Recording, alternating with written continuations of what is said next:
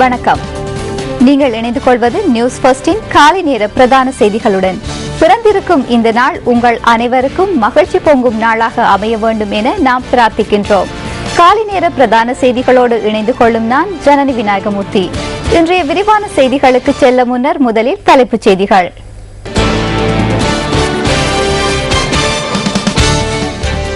செல்லக்கதிர்காமம் வதுருவா ரஜமகா விகாரையில் தங்கமுலாம் பூசப்பட்ட தூபி ஜனாதிபதியால் திறந்து வைக்கப்பட்டது. 2012ஆம் ஆண்டு கல்வி பொதுத்தராதர உயர்தர பரீட்சையில் சித்தியடைந்த மாணவர்களை பல்கலைக்கழகங்களில் இணைத்துக் கொள்வதற்கான வெட்டுப்புள்ளிகள் இன்று வெளியிடப்பட உள்ளன. தஜிகிஸ்தான் ஜனாதிபதியாக இமாம்லி ரஹ்மான் மீண்டும் தெரிவு.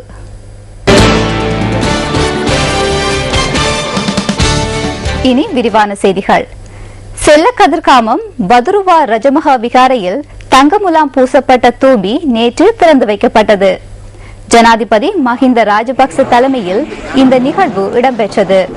இலங்கையில் தங்கமுலாம் பூசப்பட்டு அமைக்கப்பட்டுள்ள முதலாவது தூபியாக இது கருதப்படுகின்றது. இந்த தூபியை சுற்றி அமைக்கப்பட்டுள்ள மின்சார கட்டமைப்பையும் ஜனாதிபதி இன்று திறந்து வைத்தார்.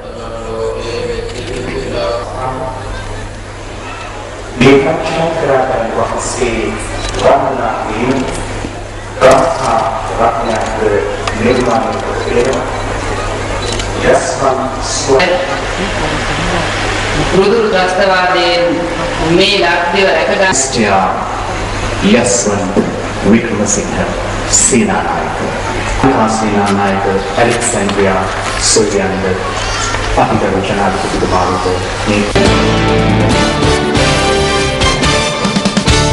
2012ஆம் ஆண்டு கல்வி பொதுத்தராதர உயர்தர பரீட்சையில் சித்தியடைந்த மாணவர்களை பல்கலைக்கழகங்களில் இணைத்துக் கொள்வதற்கான வெட்டுப்புள்ளிகள் இன்று மாலை வெளியிடப்பட உள்ளதாக பல்கலைக்கழக மானியங்கள் ஆணைக்குழு தெரிவிக்கின்றது.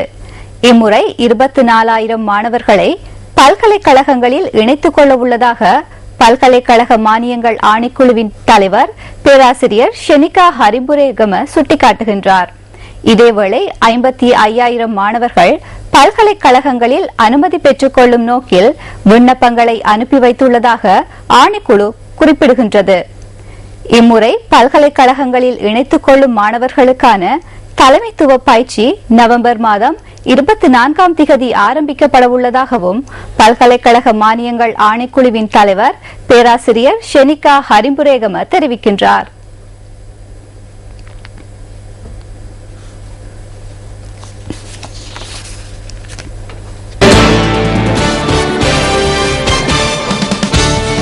பண்டாரவளை பூனாகல பகுதியில் இடம்பெற்ற பஸ் விபத்து தொடர்பில் கைது செய்யப்பட்ட பஸ்ஸின் சாரதி எதிர்வரும் 18ஆம் திகதி வரை விளக்கமறியலில் வைக்கப்பட்டுள்ளார்.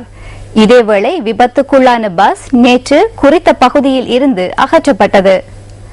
பண்டாரவளை பூனாகல பகுதியில் கடந்த 4ஆம் திகதி இலங்கை போக்குவரத்து சபைக்கு சொந்தமான பஸ் ஒன்று பள்ளத்தில் வீழ்ந்ததில் 10 பேர் உயிரிழந்தனர். இந்த விபத்து சம்பவம் தொடர்பில் பஸ்ஸின் சாரதி கைது செய்யப்பட்டு எதிர்வரும் 18ஆம் திகதி வரை விளக்கமறியலில் வைக்கப்பட்டுள்ளார். பண்டாரவளை நீதவான் நீதிமன்றத்தில் நேற்று சந்தேக நபர் ஆஜர்படுத்தப்பட்டதன் பின்னர் இந்த உத்தரவு பிறப்பிக்கப்பட்டுள்ளது. தியத்தலாவ வைத்தியசாலையில் சிகிச்சைகளை பெற்று வெளியேறிய பின்னரே சாரதி கைது செய்யப்பட்டுள்ளார்.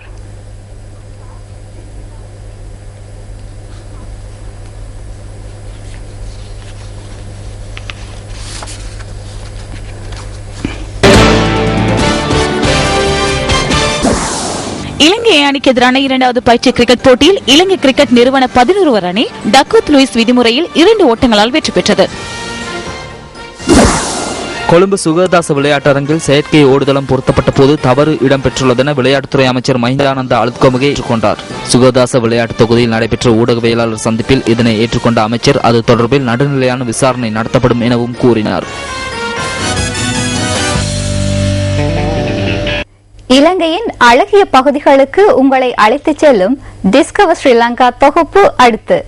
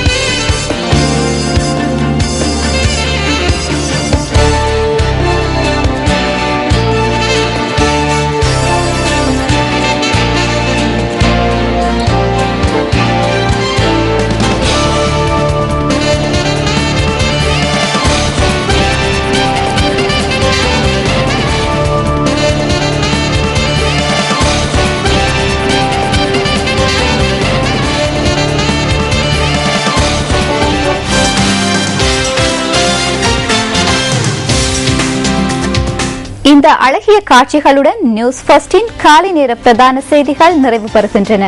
எமது மதிய நேர பிரதான செய்திகளை பிற்பகல் 1 மணிக்கும், எமது மணித்தியால செய்தியை 10:25க்கும் எதிர்பாருங்கள். மலர்ந்திருக்கும் இந்த நாள் அனைவருக்கும் இனிய நாளாக அமைய வேண்டும் என மீண்டும் வாழ்த்துக்களை தெரிவித்துக் கொண்டு விடைபெறுகின்றோம். வணக்கம்.